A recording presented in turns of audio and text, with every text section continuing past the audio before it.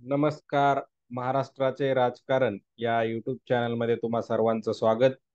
या यूट्यूब चॅनलच्या माध्यमातून आपण महाराष्ट्रातील 48 लोकसभा मतदारसंघाचा आढावा घेतला आहे.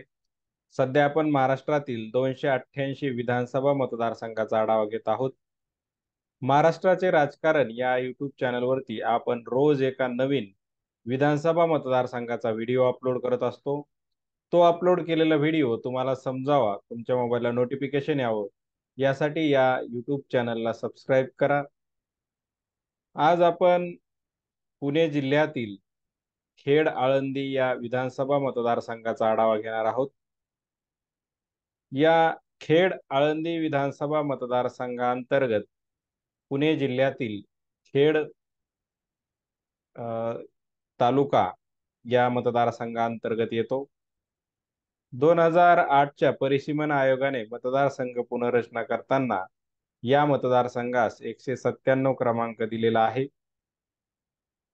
या विधानसभा मतदारसंघावर राष्ट्रवादी काँग्रेसचं वर्चस्व राहिलेलं आहे. आणि पुणे जिल्ह्यामध्ये आपण मागील लेक्चरमध्ये बघितलं होतं की एकूण 21 विधानसभा मतदारसंघ येतात.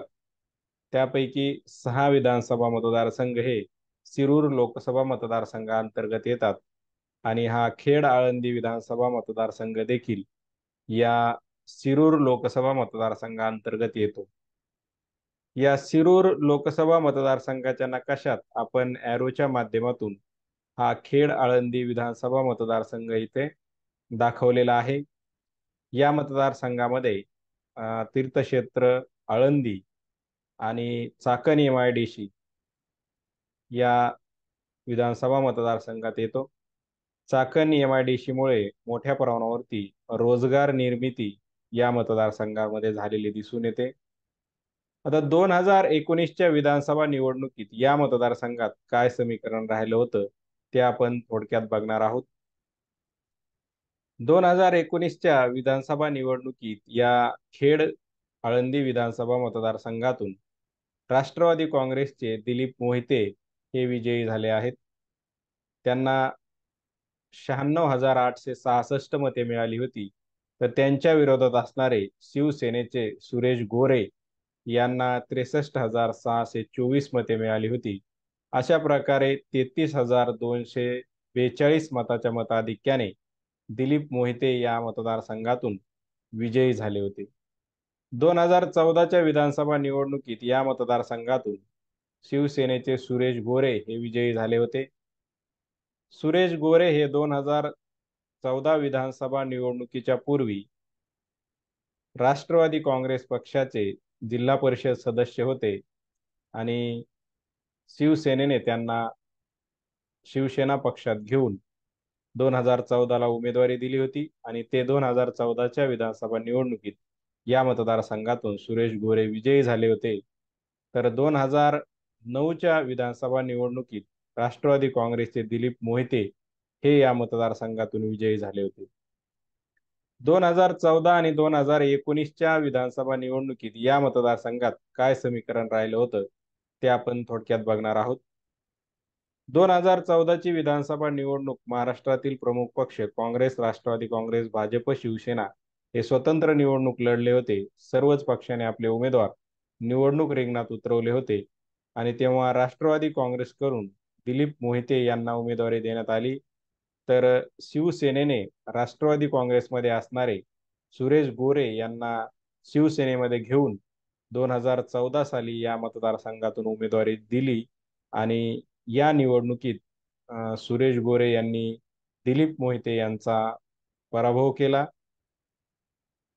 तिसऱ्या क्रमांकाची मतं ही भाजपच्या उमेदवाराला, तर महाराष्ट्र नवनिर्माण सेनेच्या उमेदवाराला चौथ्या क्रमांकाची आणि काँग्रेसचे उमेदवार 5व्या क्रमांकावर या 2014च्या विधानसभा निवडणुकीत या मतदारसंघातून होते. 2019च्या विधानसभा निवडणुकीत काँग्रेस, राष्ट्रवादी काँग्रेस यांची आघाडी तर भाजप शिवसेना यांची युती होती. आघाडीकडून ही जागा राष्ट्रवादी काँग्रेसला तर युतीकडून शिवसेनेला सोडण्यात आली होती आणि राष्ट्रवादी काँग्रेसचे दिलीप मोहिते यांनी सुरेश गोरे यांचा पराभव या 2019च्या विधानसभा निवडणुकीत केला होता. अतुल देशमुख अपक्ष उमेदवाराला तिसऱ्या क्रमांकाची मतं या मतदारसंघातून मिळाली होती, तर वंचित बहुजन आघाडीचे उमेदवार चौथ्या क्रमांकावर होते. आता येणाऱ्या 2024च्या विधानसभा निवडणुकीत, ऑक्टोबरमध्ये होणाऱ्या विधानसभा निवडणुकीत या मतदारसंघातून महायुती आणि महाआघाडी कायम राहील की 2014 प्रमाणे सर्वच पक्ष स्वतंत्र निवडणूक लढतील, यावरती देखील या मतदारसंघाचं गणित अवलंबून असणार आहे. आणि 2024च्या लोकसभा निवडणुकीत महाविकास आघाडीला मोठ्या प्रमाणावरती विजय मिळाल्यामुळे या मतदारसंघातून राष्ट्रवादी काँग्रेस पक्षात अजितदादांच्या राष्ट्रवादी काँग्रेसमध्ये असणारे दिलीप मोहिते हे पुन्हा शरद पवार यांच्या राष्ट्रवादी काँग्रेसमध्ये येतात, की शिवसेनेला हा मतदारसंघ महाविकास आघाडीकडून सुटतो, यावरती देखील या मतदारसंघाचं गणित अवलंबून असणार आहे. तर थांबूया आज आपण येथे. धन्यवाद.